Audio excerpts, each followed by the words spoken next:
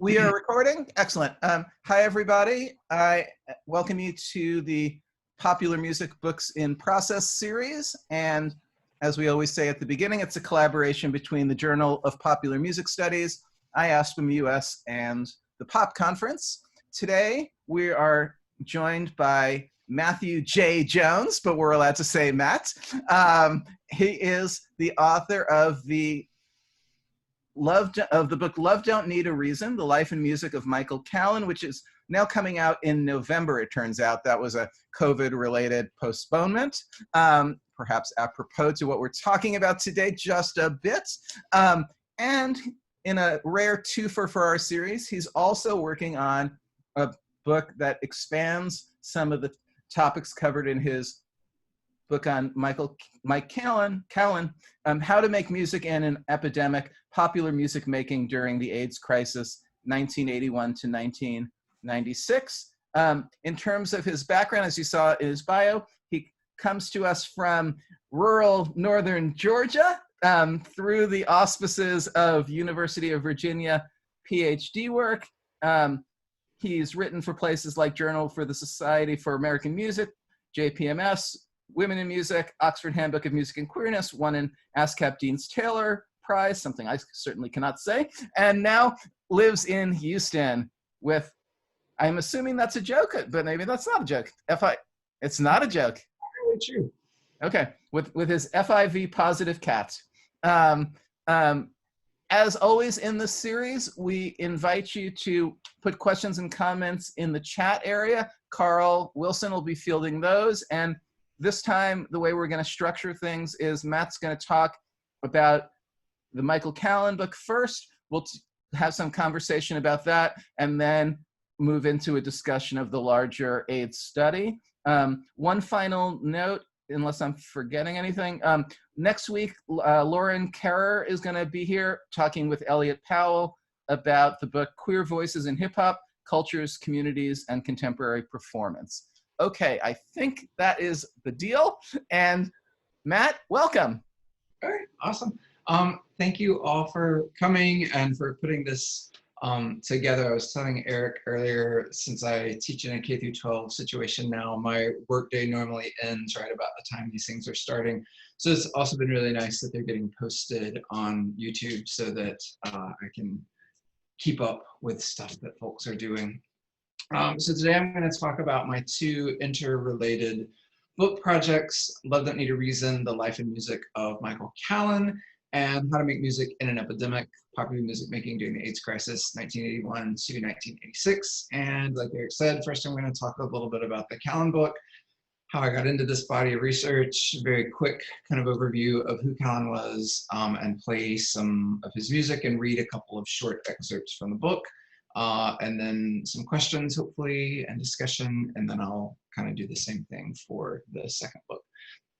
So as a gay man who came of age in the shadow of AIDS, I have long been interested in its lingering impact on LGBTQ communities, particularly the trauma of losing an entire generation of gay men who, for me and my specific generation, would have been elders, and what we lost with them were their embodied links to our collective past, which even in 2020, maybe even especially in 2020, remains frustratingly absent from mainstream historical and cultural narratives.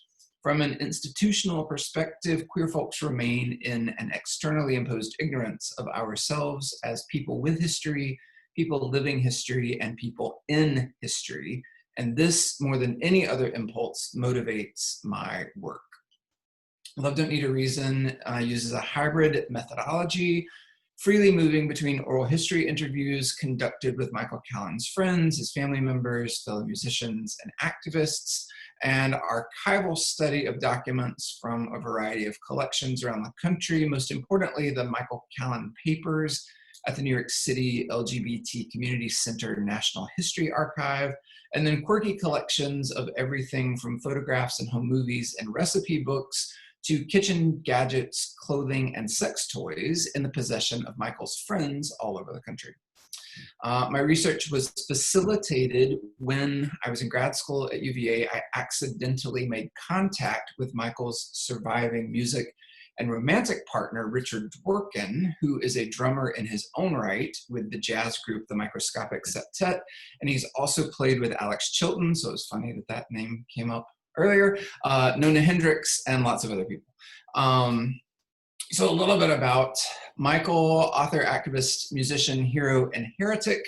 Michael Callen is a forgotten hero of the AIDS activist movement. Born in Ohio in 1955, he escaped a traumatic childhood in the Midwest to attend Boston University, initially as a music major, and then he dropped that to study English and creative writing. He relocated to New York in 1977, where he intended to make a career in music. In 1981, Michael was diagnosed as immune deficient, and in 1982 with AIDS, after the CDC coined that term in September of that year. And that made him one of the first people in the country to receive an AIDS diagnosis. And this is obviously in the pre-treatment era. He passed away in 1993. So he was also one of the longest living people with what was then called like full-blown AIDS in the era before protease inhibitors and other treatments, which is pretty remarkable given the fatality rate of untreated HIV infection. So his diagnosis galvanized him, and he became a leader in what was called the AIDS self-empowerment movement. He co-authored two of that movement's most important activist texts, a manifesto called the Denver Principles, which remains one of the guiding documents for the AIDS self-empowerment movement, and the book, How to Have Sex in an Epidemic, One Approach, which is widely credited with the invention of safe sex. So he, his physician, and another person with AIDS made the insight in 1983, before the discovery of HIV, that perhaps if we interrupt the transmission of infectious bodily fluids, bacteria, and other sort of viral pathways by using condoms, we could perhaps stop this, what was then mysterious kind of epidemic of immune deficiency. And that insight continues to inform safe sex practices today. All of that should have earned Michael a place in history, but it did not. He was also a gifted musician, a talented singer, a competent pianist, and an intriguing, although not a particularly prolific songwriter. He released 2 albums.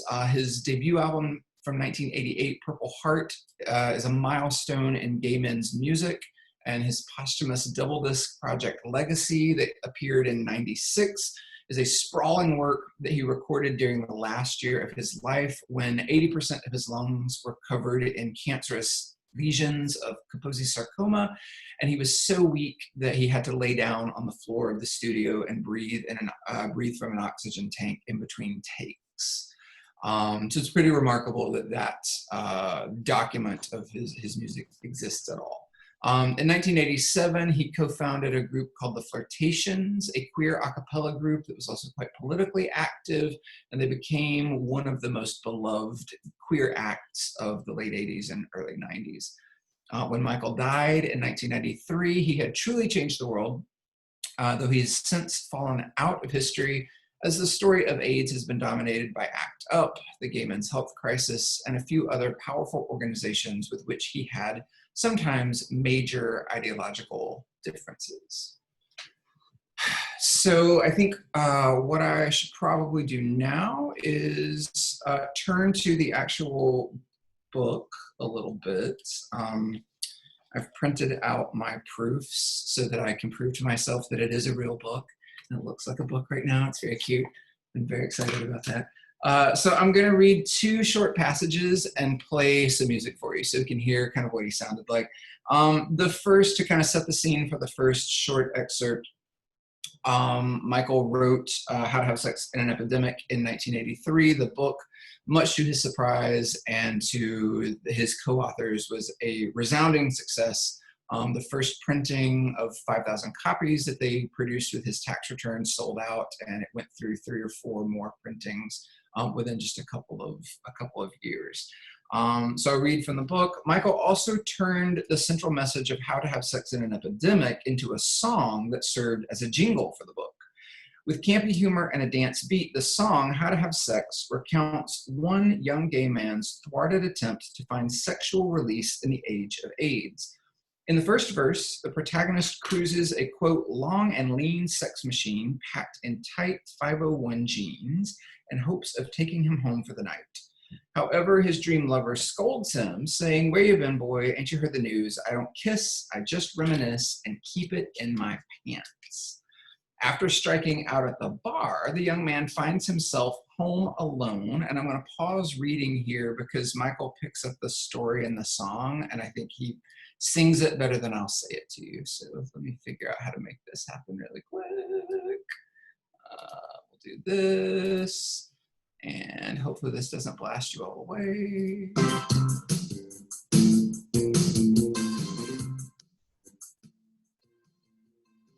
I'm alone, late at night, taking matters into my own hands.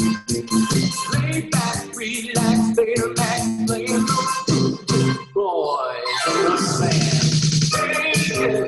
Shaking, just looking for a little relief. In the DC, politically correct, safe sex, and thought believe. Stop right there, we come to put you to the test. You better call your lawyers, or you're at your house arrest.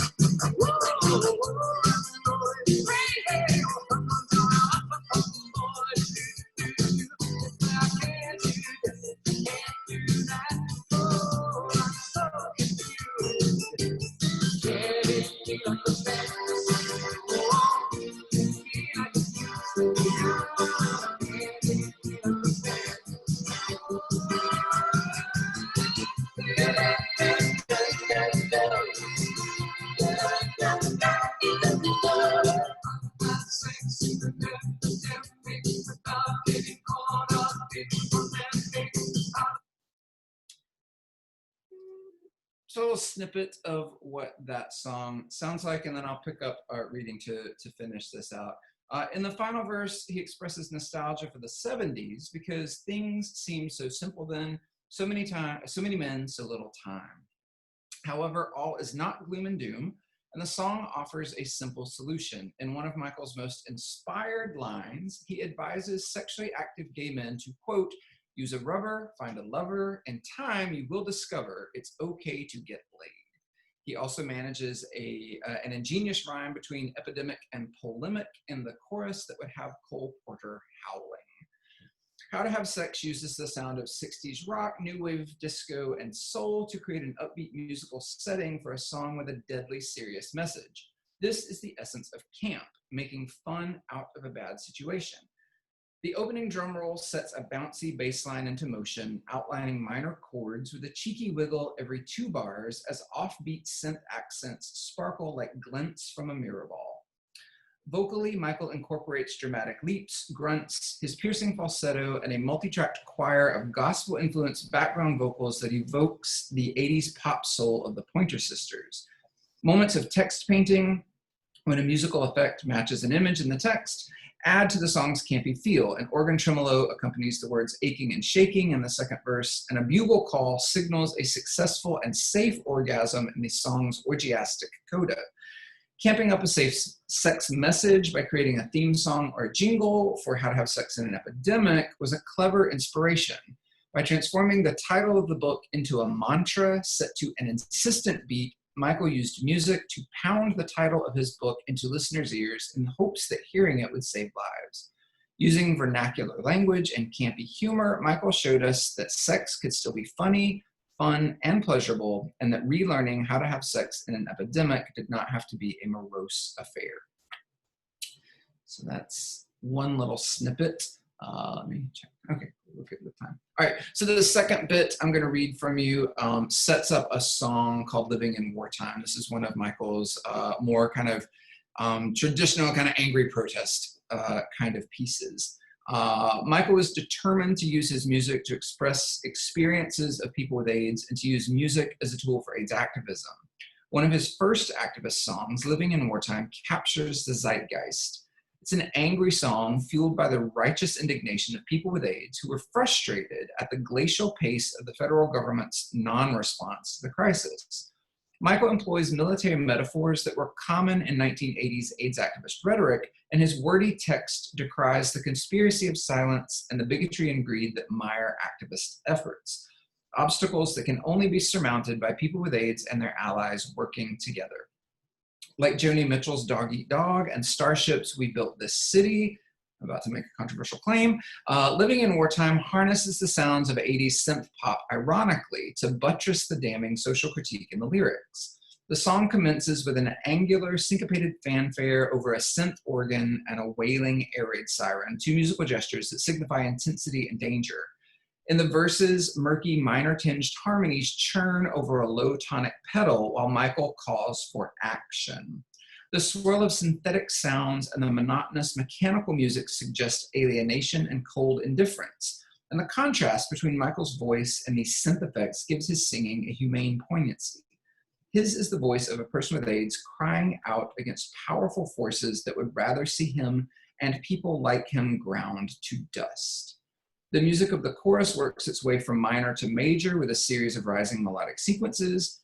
In Western music, this journey from minor to major has been interpreted as a narrative trajectory from strife toward victory, benediction, or a happy ending, most famously perhaps in Beethoven's Symphony No. 3, but also in Leslie Gore's You Don't Own Me, which uses a shift from minor to major to articulate a stance of feminist empowerment. In Living with Wartime, Michael employs the minor to major tonal trajectory to mirror his hope that the war against AIDS would soon be over. And now I will play you this song. And again, I hope this doesn't blow anyone away. If you can't hear, do something and I'll turn it up. Where'd it go? There it is.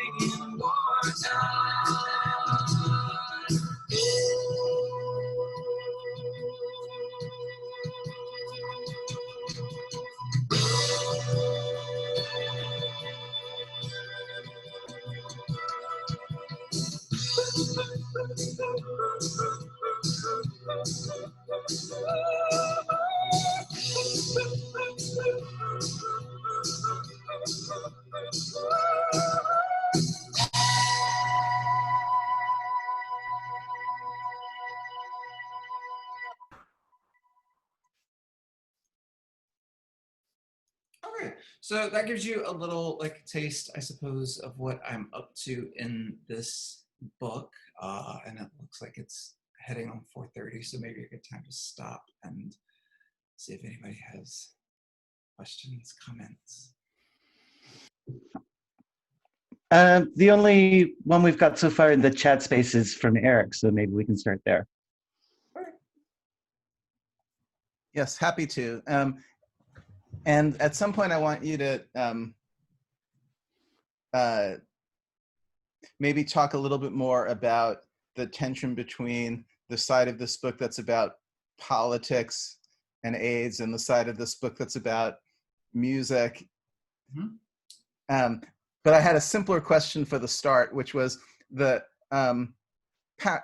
parallels and disconnects between Callen's story and Arthur Russell's story, since in that same sequence of years, Arthur Russell has been more or less brought into the canon or something, has certainly seen his star rise, and sort of how you sort of see those trajectories in relationship to one another. I speculated that maybe it had something to do with courting the mainstream versus a kind of underground disposition, but I'm no expert.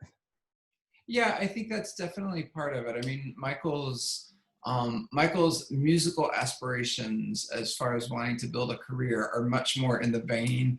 The two examples that I played in some ways are not totally exemplary of his musical style when he was, since they both come from this activist side and were both recorded with a kind of queer version of the Mamas and Papas that he put together in the 80s called Low Life. It was two gay men, he and his partner Richard, and two lesbian women, Jan Cleary and Pamela Brandt, who was originally the bassist for the Deadly Nightshade, for those of you that might remember that feminist rock band in the 70s. Michael's other sort of musical side is really more like Barry Manilow and Melissa Manchester. It's like piano ballads, kind of slow, syrupy kind of music. And that's really what he wanted to do as a songwriter and as a performer, but he refused to play it straight, right? He said numerous times throughout his life, I want to make gay music for gay people. So his openness in the late 70s and early 80s about his sexuality sort of thwarted his aspirations for a more kind of mainstream career. There's also, I think Arthur Russell was probably, if I had to be honest about it, probably a harder working musician than Michael. Michael got sidetracked by AIDS activism starting in 1982. And everybody that I talked to when I was doing the oral histories for the book said, man, if we could have told him, back in the day to like set some of this activism aside and focus on the music, he probably would have done a lot more. So I think that's also part of it. And then I think Michael politically, in the world of AIDS activism, Michael articulated some positions that were quite controversial. He wasn't an HIV denialist, but he was definitely an HIV skeptic, particularly in the period when HIV hadn't been discovered yet. And then the kind of lag between we've discovered HIV and now we have to prove that HIV is what actually causes the breakdown of the immune system that we call AIDS. And he maintained that skepticism that was initially inspired by the 70s feminist healthcare movement. He maintained that skepticism toward the single virus theory of AIDS throughout the rest of his life. And by the end of the 80s, it had pretty much been accepted and shown that HIV was in fact the culprit. So he remained kind of an influential figure in the AIDS activist movement, but by the end of his life, he had been kind of sidelined. And I think that reputation also kind of buried his music, because it was sort of like, well, we got to get this person who has this really, sort of controversial view out of the way. It's interesting because his beliefs were grounded in what his physician, Joe Sonnabend, called a multifactorial theory, It was the belief that AIDS was caused by repeated infection by common STIs, nutrition, drug use, like all of these potential things. That was kind of dismissed as quackery with the discovery of HIV, but then later they were sort of vindicated, because then healthcare practitioners said, wait, all of these other things that they were talking about actually do play a role in the overall picture of health, and some of them are directly linked to the severity of the progression or the rapidity of the progression of HIV in individual people with HIV.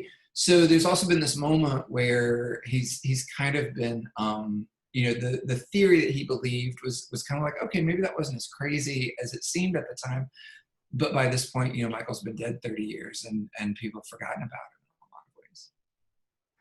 Just as a quick follow-up, the motives you had in writing this book, was it about reclaiming the music? Was it about telling the political story? It seems like from what you said earlier, and maybe from some of the ways that in the text you shared with us, you talk about your own feelings of identification with Callen, even to the point of seeing your adjuncting one town over in Ohio from where he grew up as a parallel, that you also sort of felt almost a sense of wanting to tell a story that would have been lost otherwise. So I'm just curious if you can kind of tease out sort of, because those are three different reasons to write a book, to sort of reclaim a lost musical figure, to tell a particular story of a particular political figure, or as an act of reclamation for someone who might have disappeared otherwise. Yeah, and I mean, it is a little bit of all of those. I mean, I think my impulse is still that there are lots of queer stories that need to be told. So Michael, as an important, influential gay man who has been lost to history, that was kind of the first thing. The music, when I first started reading about him and thinking, I actually wasn't all that interested in his music, and that was very difficult for me to kind of reconcile. There were a couple of songs that I really thought were lovely, but the rest of it, particularly the activist stuff, seemed so dated that I was just sort of like, whatever. As I started to read more in the world of HIV studies, which includes a lot of writing in the arts, but not in music, I began to get some like hooks to contextualize those things, and to think about, like, okay, a song like How to Have Sex in an Epidemic that's tied to this book that came out in its particular time, like how do I understand that? And then that was the lock that sort of turned for me on the music. And then some of his other music is just really beautiful. So once I kind of fell for the music, then I was like, oh, I want more people to listen to this. So kind of those three things just sort of unfolded in successive stages as I worked on it more. And certainly as I got to know and talk to the people who knew Michael through the oral history component of the book, I began to just feel this kind of, I've got to tell the story. I've got to tell the story. Like this is going to be lost. If never in my life have I really felt like I was the right person at the right moment for anything except this particular book, right? So then it just became like, must get this book out into the world. Thank you. Mm-hmm. Does anyone else have anything they'd like to ask? Matthew, I was wondering what the reception and attention that was paid to the music at the time was, and whether there were reviews and what kind of sense you were able to get about the kind of reception contemporaneously. Yeah, and that's certainly in throughout the chapters when his music appears. Purple Heart, I'll start with the beginning of his career. When he first moved to New York and he was playing these little cabarets and piano bars, he got some press coverage, particularly in Christopher Street, the New York native. The sort of gay press was writing him up as this really potential talent, right? This beautiful voice and this kind of like gay Barry Manilow that was just waiting to like break through. When Purple Heart came out, the immediate press response to that was like, this is an amazing piece of gay male songwriting. There's nothing else like this in the kind of like queer music repertoire. And then Michael, because he suffered from what he often called classic gay low self-esteem, really found performing difficult. So he didn't do a lot of performing. He did no touring to promote Purple Heart outside of New York. And so, within a year or two, outside of the audience that he already had, it had kind of been forgotten about. And then his second album, Legacy, came out after he died. And one of the things that his partner, Richard, said was, Richard lost Michael in '93, and they were in a kind of open relationship. So Richard had another partner whose name was Patrick, who died 2 weeks before Michael did.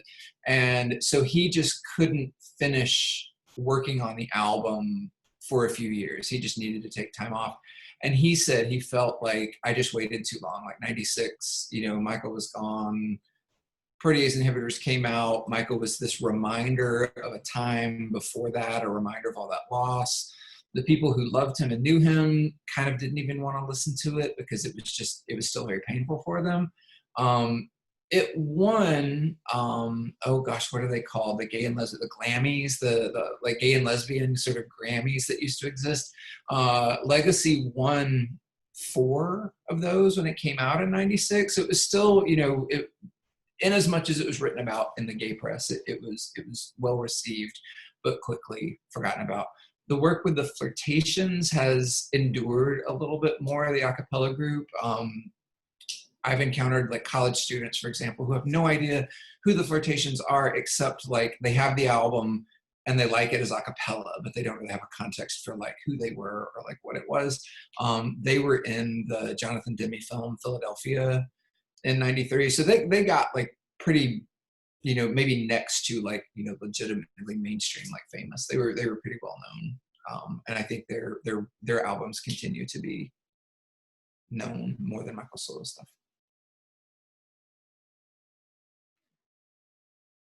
Oh, I see something in the chat. Antonia, did you want to ask that question? Yeah, actually, it just you sort of answered it, Matthew, talking about the Flirtations.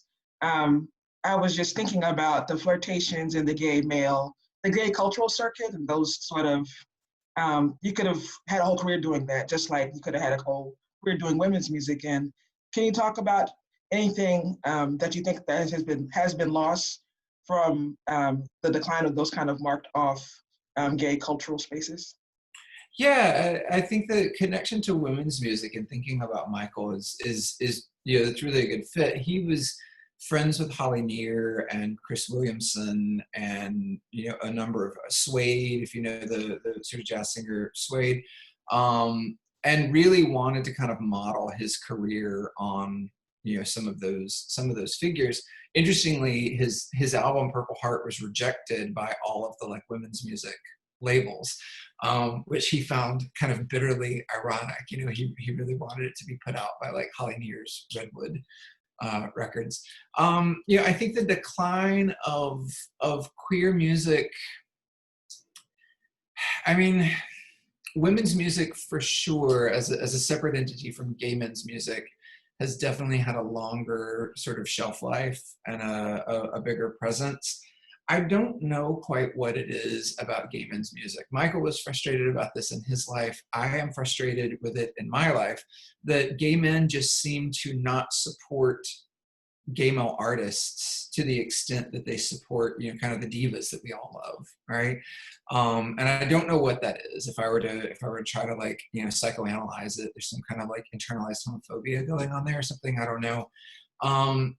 I think we're kind of in a moment now where losing that musical articulation of our queer experience is changing, right? Like the sort of shift to, digital music and enabling all sorts of artists to make their own music and produce, kind of records more easily or whatever at home. I think we're seeing a resurgence of queer artists, and certainly as the cultural attitude has shifted a little bit, there are more queer artists in the mainstream.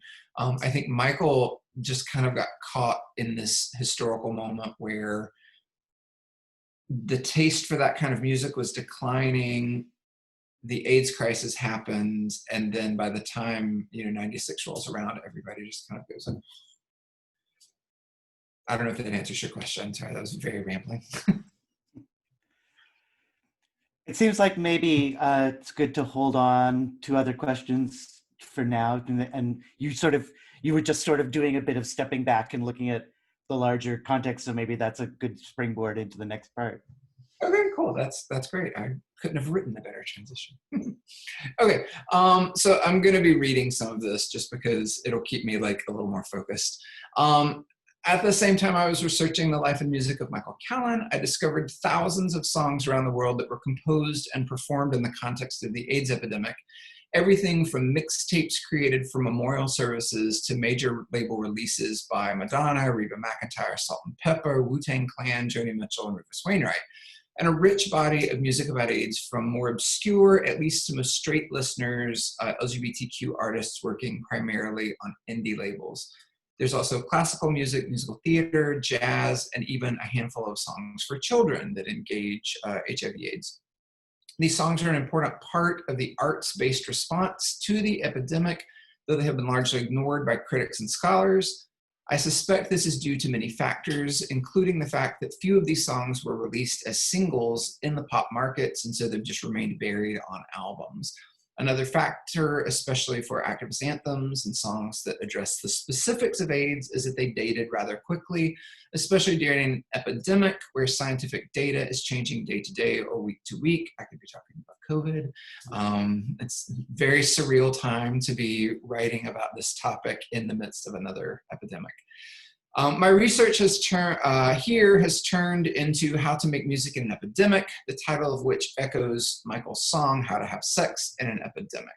I picked the bookend years 1981 and 1996 because 81 is the year that the first published reports of what became known as AIDS appeared in the Western world, and 1996 because, as I said earlier, that's when the first effective treatments for the management of HIV were introduced and effectively changed the nature of the pandemic in the industrialized world, as well as the artistic response to it. So right after 96, there's a very rapid decline in representations of HIV/AIDS in every expressive media and sort of artistic practice.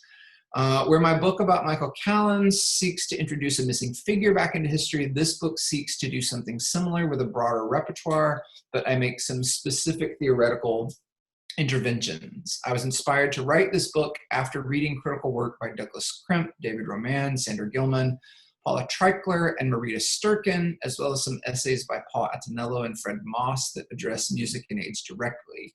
Sandra Gilman's book, Disease and Representation, and Douglas Crimp's essay, Portraits of People with AIDS, as well as a special issue of the journal October he edited in 1987, challenged me to look at the way AIDS is represented in the art world, in mainstream media, and in biomedical discourse. However, none of these works address music about AIDS, even when they engage works of theater and dance that include music. Crimp and Gilman share a preoccupation with framing devices used in visual depictions of AIDS, specifically the aestheticization of illness and the objectification of the person with AIDS in art.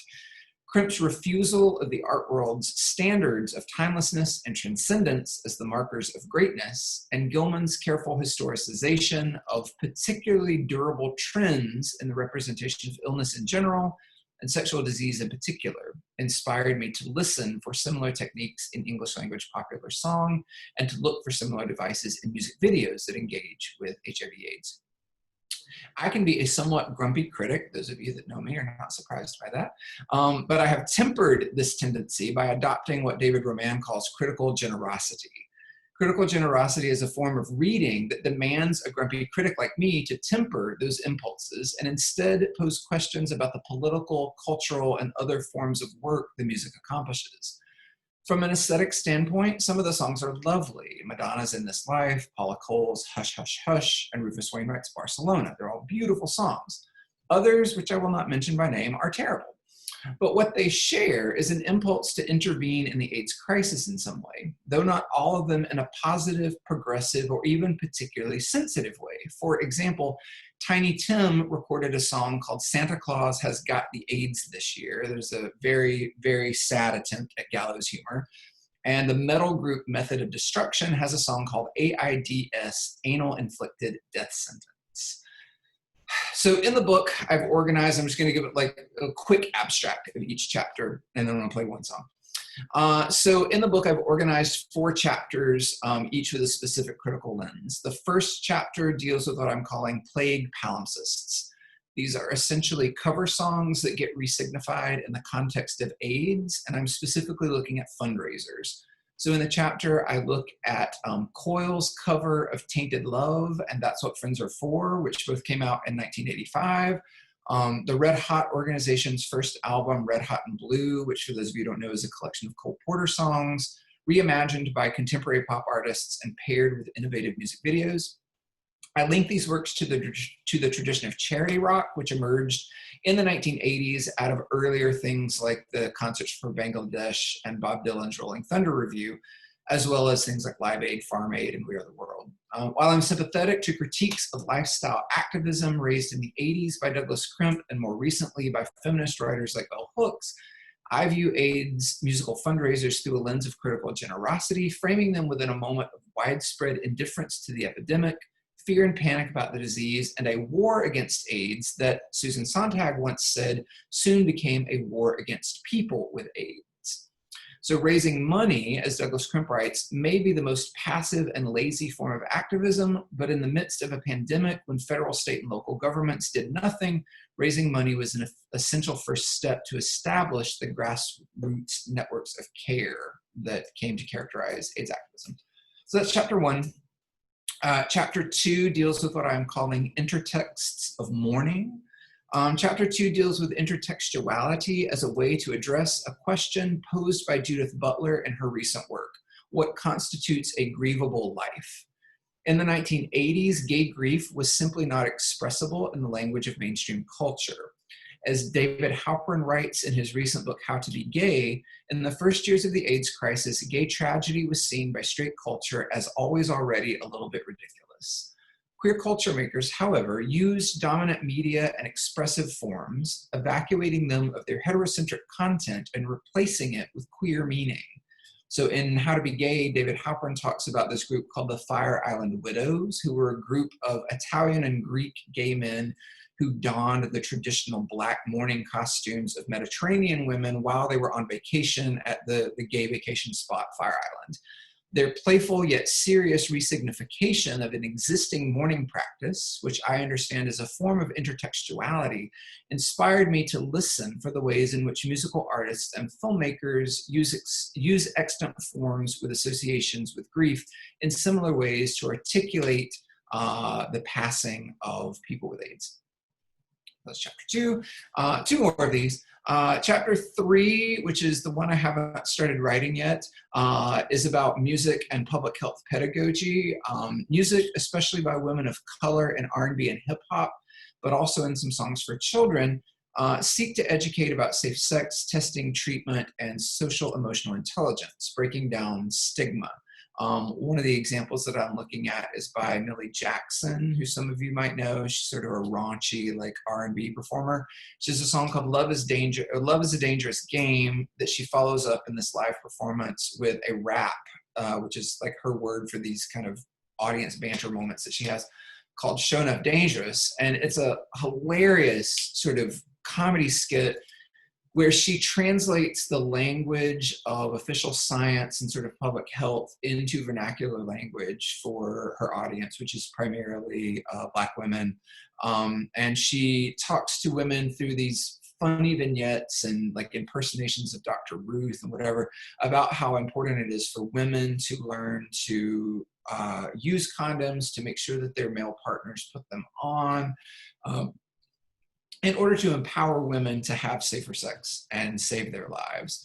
So Jackson uses her trademark raunchy humor and no-nonsense audience banter to translate the official language into vernacular Black women, ensuring they know how to practice safe sex. And there's a whole other group of songs that I'm looking at that do the same thing. But it's really interesting that most of those songs are by and for women of color. And they start to appear.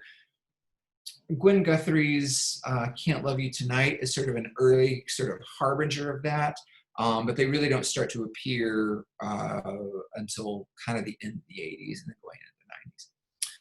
And then the last chapter is called Testimony, Bearing Witness, and the Confessional. This chapter listens to first and second-hand testimony to the AIDS epidemic, Many of these songs chronicle the experiences of illness and death, like Paula Cole's Hush, Hush, Hush and Elton John's The Last Song, and others utilize the same stereotypical images that Douglas Crimp identifies in portraits of people with AIDS.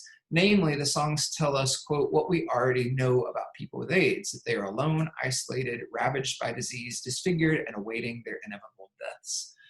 In this chapter, I'm especially interested in an auditory version of what Laura Mulvey famously described as to be looked at-ness of women in narrative cinema, but here it is the to be listened to-ness of songs like Reba McEntire's She Thinks His Name Was John, whose shimmering country pop surface can lull us into a kind of thoughtless listening, or Pierce Pettis' song Stick Man, which is an utterly dehumanizing portrait of someone dying of AIDS in the hospital. It's infantilizing and frankly embarrassing to listen to. The beauty of the melody, the chords, the arrangement, and the performance of these songs serves as a distraction for pernicious ideologies expressed in the lyrics. However, I also temper my grumpy impulses to listen for sincere expressions of the impact of AIDS on the AIDS community, and here I'm thinking about songs like Mary Gaucher's haunting folk ballad, Goddamn HIV, and the song I'm about to play for you by Lee Lessek called Jonathan Wesley Oliver Jr. How am I doing on time, Eric? Do I have time for a little music? Okay, awesome. And I think when I did this before, I didn't click that button. Hopefully it'll sound better this time. We'll see.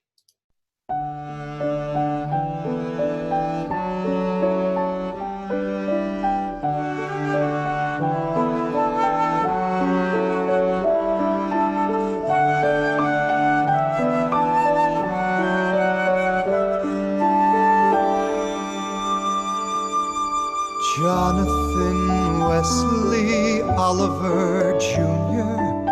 Somebody told me you would be here. Finally get to say goodbye.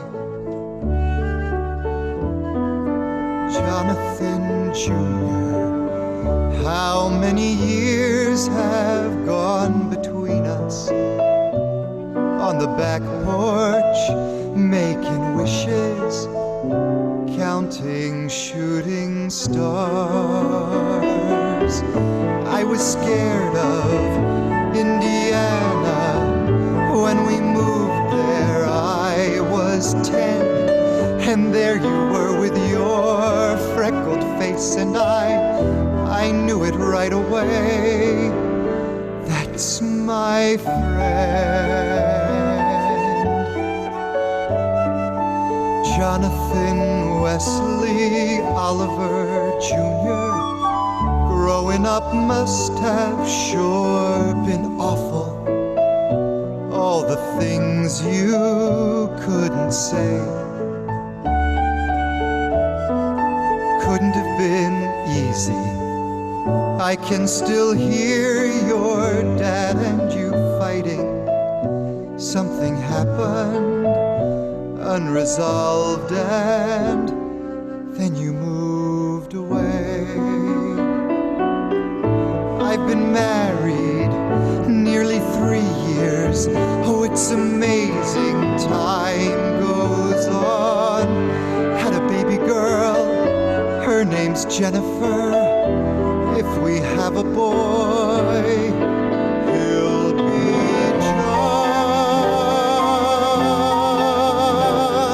Somebody told me you would be here.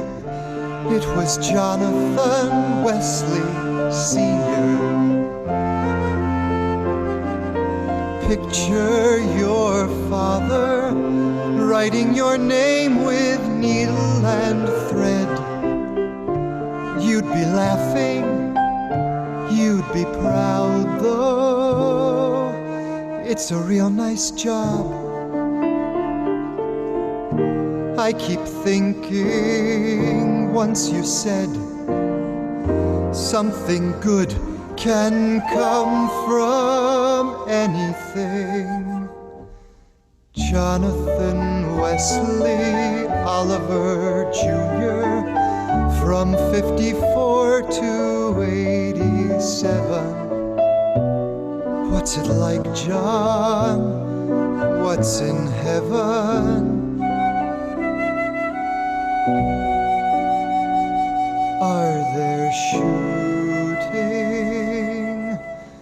stars?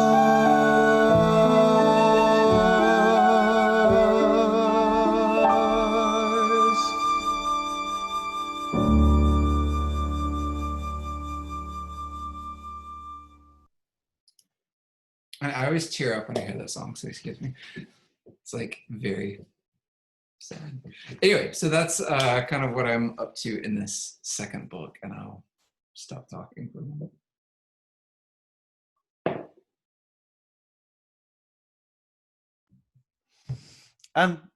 So yeah, nobody's raised anything in the chat section, but if people have questions, just speak up.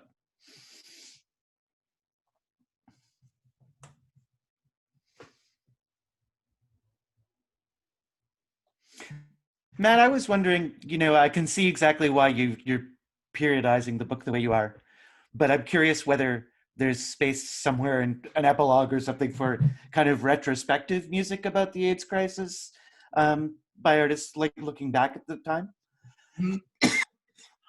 That's kind of the door that I'm opening. Like, so there's going to be this like third book about this, and then I'm going to have to be done with the topic for a while.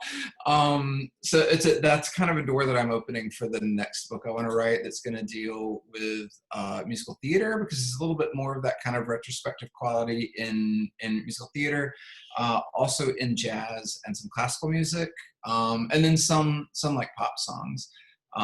So yes, there is space for that, and it'll be the like teaser that'll be like, for my next trick, I will write this other book.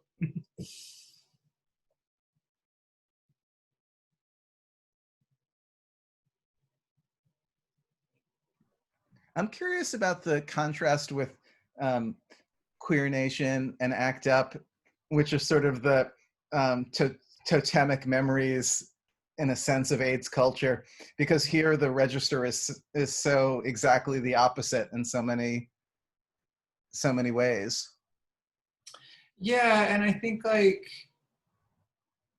a sense in which, Queer Nation, Act Up, and a couple of those other groups really do dominate the story of AIDS.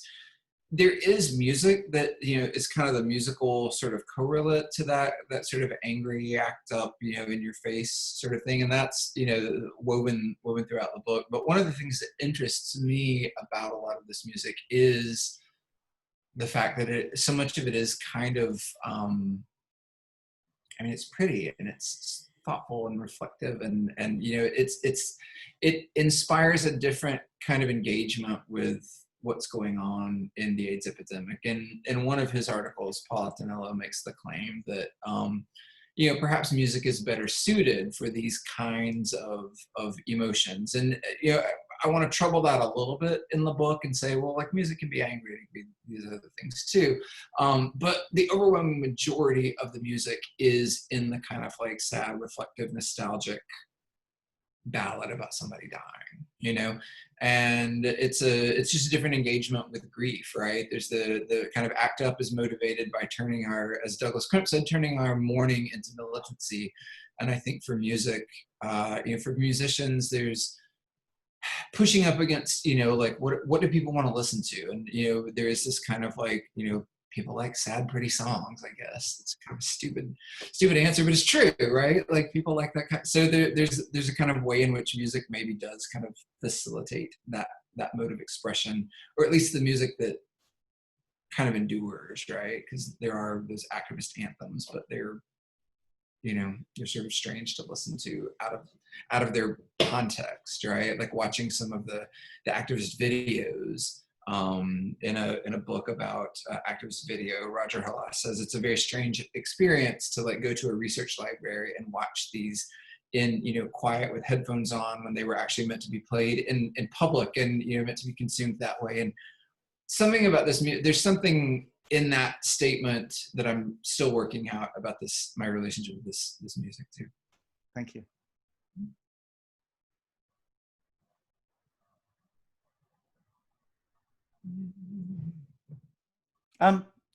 One thing that I couldn't help thinking about. I think Gus wanted it. Oh, go ahead, Gus. Yeah.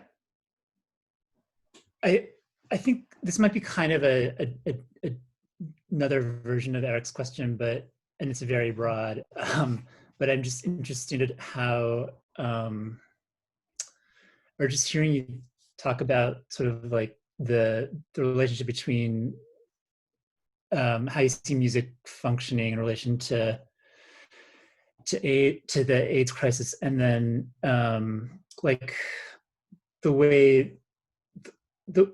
that music has played a role or been sort of historicized as playing a role in other moments of like national crisis, like Vietnam or civil rights, or I guess I'm thinking of the 60s especially, but and just the way that the history of those events has been written is so tied to music, and it's not all protest music either. Yeah. But yeah, I mean, it's like a really broad question, but just like it's even broader, like sort of the context of your book in a way, I guess, is like within that social history. Yeah, I think for a variety of reasons that have to do with time and technology, a lot of what we associate with the AIDS epidemic is really more like visual stuff, right? It's visual art, but then it's also this explosion of activist video that was facilitated by the sort of camcorder revolution in the late 70s and early 80s. Suddenly, it was very easy to produce an activist film, arguably easier to produce in some ways than like your own, kind of independent record. So I think that's part of it. I think people just don't associate. I mean, certainly there's visual art and theater and poetry and writing with all of those other social movements too. But I think with HIV, it's there's a much more kind of visual element to in some ways there's a visual element to the disease, right? That many of the symptoms of HIV are often, at least in the later stages of the disease, they're visible. Kaposi sarcoma lesions, the sort of extreme wasting and weight loss, and that's kind of, we've been primed through the images that we've seen in the media, at least, to sort of associate that rather than a sound. One of the things that I haven't figured out how to, this maybe sort of addresses that, I don't know. One of the things that I haven't figured out how to include in this book, or if this is like an article beyond the book, is the sound of like activist rallies, like chants, and the sort of like if you watch the videos of old sort of AIDS activism, all of the ACT UP demonstrations, they have a soundscape. Right? And I don't know what to do with that yet. I don't know if that actually answers your question, but that's my understanding. And we have one more question from Maureen. Hi. I just wanted, I came onto the call late, so if you've addressed this, forgive me. But I did want to know if you could speak a little bit about the reception. Who were the audiences for these songs, and were they, maybe you can't generalize, but were they well received? Were people wanting to listen to this this kind of music? And then I also had a thought about songs that weren't specifically as specifically about AIDS, but that were embraced and used.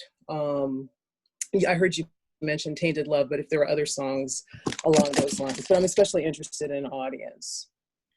Yeah, I think a lot of the music its audience was quite limited. The pieces by most of the kind of mainstream artists were not released as singles, and so they were kind of passed, like in these little groups that like, oh my gosh, did you know that so-and-so put a song about AIDS on their album?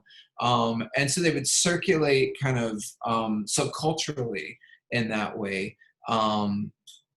But most of them were never really released in as singles. So there's not a lot of written sort of paper trail as far as reception.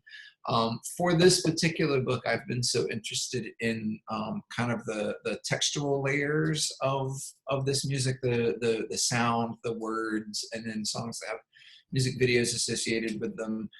That side of it, that I haven't done much in terms of like, you know, ethnography with people who might have been like listening to it to get that sense of it. But that's something to perhaps think about, since my other book has so much ethnographic work in it.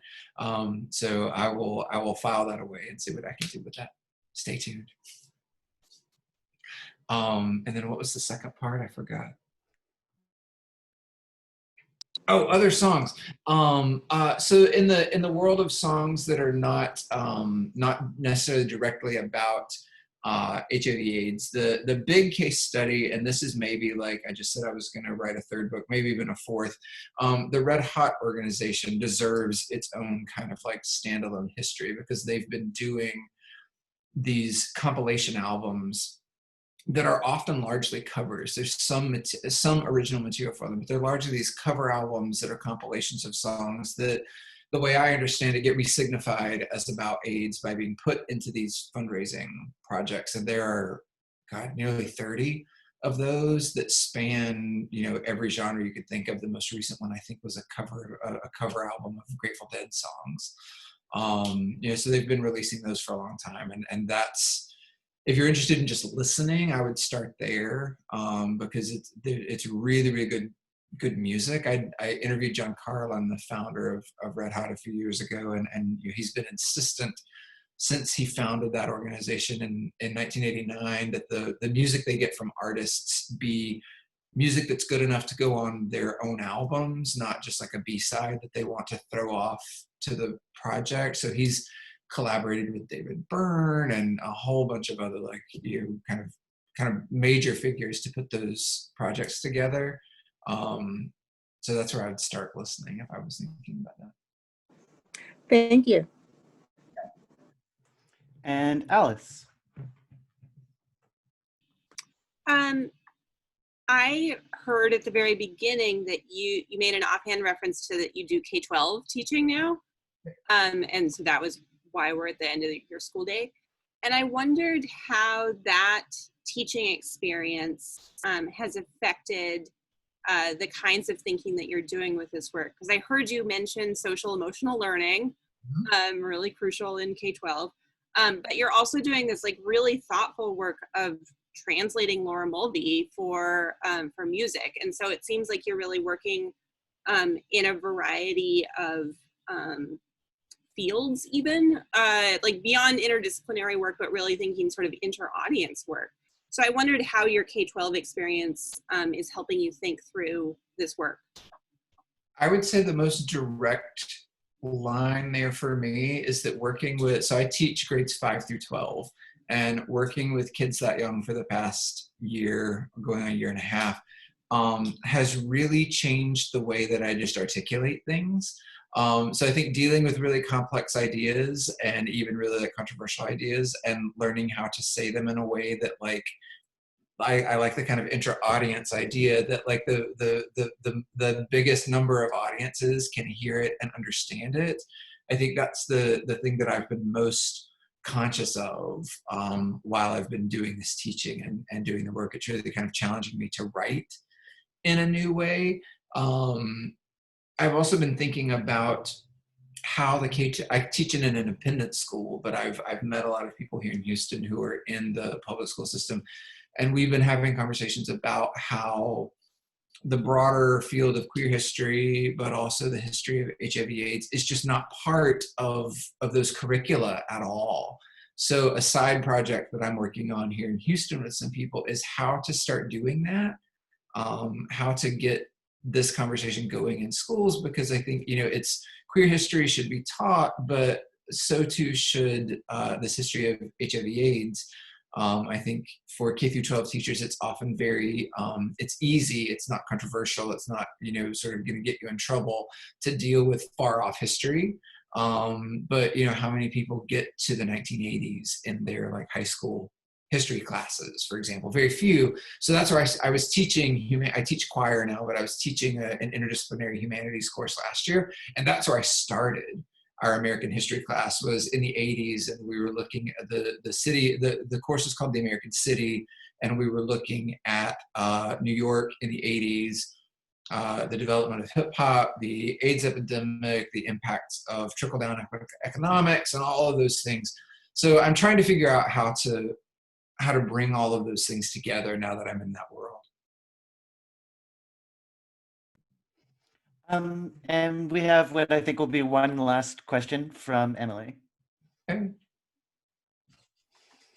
Hi, Matt. I'm just curious about the relationship on some of these album projects or within a singular artist, kind of addressing of HIV and AIDS in music, if you see a kind of relationship between the modes of like the comic mode and the sentimental. And this kind of comes out of work that I've been doing on 19th century songs about death. And I've been really struck by how important this is in terms of like looking at a singular set of song texts. They're all housed within, one collection, and it's always the comic and the sentimental. Those things go really importantly kind of hand in hand. So I was wondering if that's something you're seeing in any of these like album projects or concert kind of productions or within a singular artist's work.